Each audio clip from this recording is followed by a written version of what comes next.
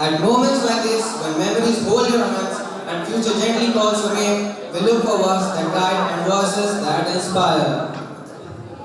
Today, before this chapter closes, there are the voices that speaks for an entire journey. It is now our pleasure to invite Nancy and Shatakshi to come forward and share their thoughts, memories and emotion on behalf of their outgoing batch. May I request them to come forward and kindly grace the stage. Hindi poetry by Shatakshi and English poetry by Nancy. Nancy, do you know what poetry really is? Yes, when someone talks for 2 minutes and everyone pretends that they understand. Exactly. Poetry is not about understanding every word. It's about nodding seriously and saying, wow, that was deep. And today we are here with a poem that promises one thing. No exams, no lectures, and no English grammar checking, please.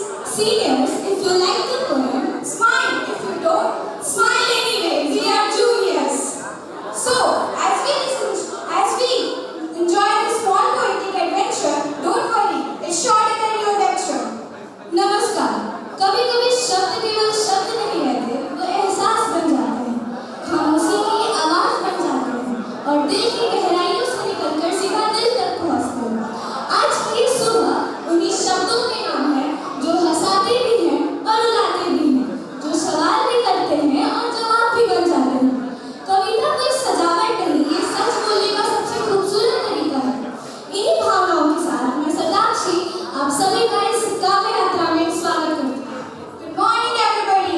I'm Nancy from class 9, and it's an honor to share this poetry with you all today as a bit of farewell to our wonderful seniors.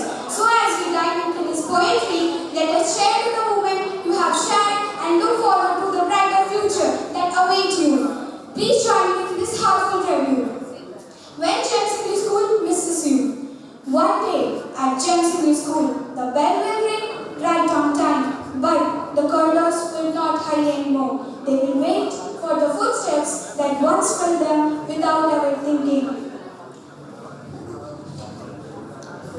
The benches will still stand in the rows, carrying scratches, initials, ornaments, and unfinished dreams. But no one will complain now about who sits where, because the one who mattered have already moved on. The classroom will feel quieter, not because students are fewer, but because your noise is gone. The laughter hidden behind notebooks, the whisper after attendance, the courage to smile even after being scolded. We always said the school was strict, too disciplined.